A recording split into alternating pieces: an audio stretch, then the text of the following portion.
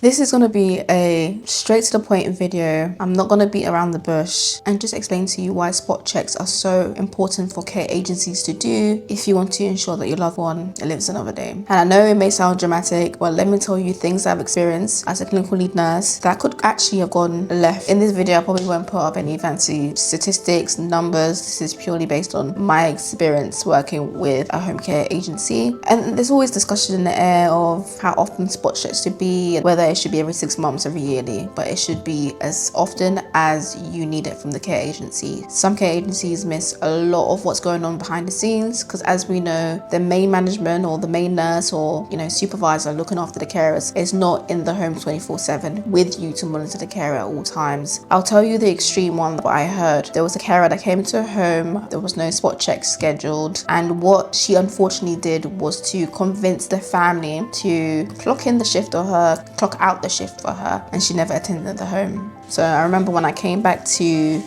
work for that care agency again, and I was told about the information, I was shocked because why did no one go in and check to see if the client was okay? So that was number one. The second incident wasn't a client of mine, but a random spot check was done for the care staff. They found the care nurse sleeping with a blanket around her. Fortunately enough, the family had cameras in the room, so they could actually see exactly what was happening. But the client was a tracheostomy client who needed regular suctioning, respiratory support. And on the camera, all you could see her was doing this with earphones in. How are you supposed to know that the patient is struggling if they need suction support, if they need respiratory support? How are you even going to hear the signs of breathing difficulties if you have earphones in and you're sleeping with a blanket like it's bedtime? Some of these situations, when the care providers don't do regular spot check, that's the difference between life and death. That's the difference between if your loved one survives another day. Another one is, let's say that your loved one has a 24-hour care package. The night carer is ready to leave, but the day carer ends up turning late, half an hour late, an hour late, and during that time, who cares for your loved one? If you are being provided a service, whether funded by yourself, funded by the local authority, funded by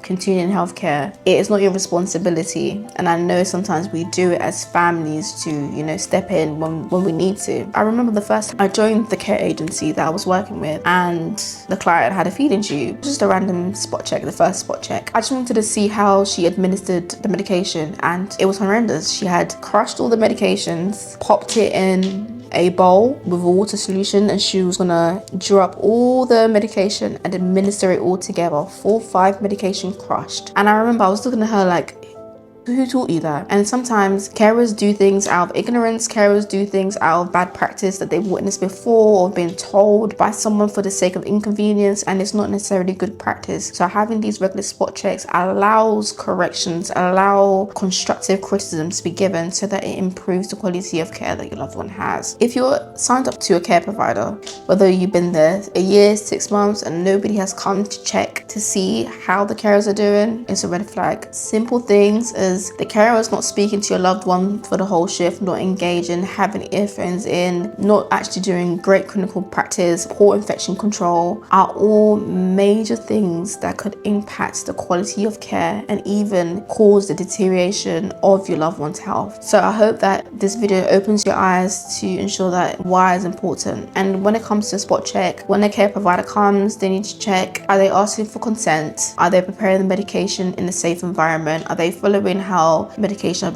is supposed to be given, as well as the clinical skills that they're giving? Is it the right one? Have they remixed the clinical skills some way, or are they following the national guidelines or the local guidelines, or what the care providers has put in place to support them? And also as well, how is their attendance? Are they coming to shift on time? Are they asking you to clock in and not come in and leaving that responsibility on you? If you enjoyed this video, subscribe, and there will be more videos in terms of home care tips and how to ensure the safety of your loved one being cared for by the care provider or private carers. If you've got any topics that you'd like for me to discuss or you're not sure about, please comment and I will definitely make a video on it. Thank you for watching. Bye bye.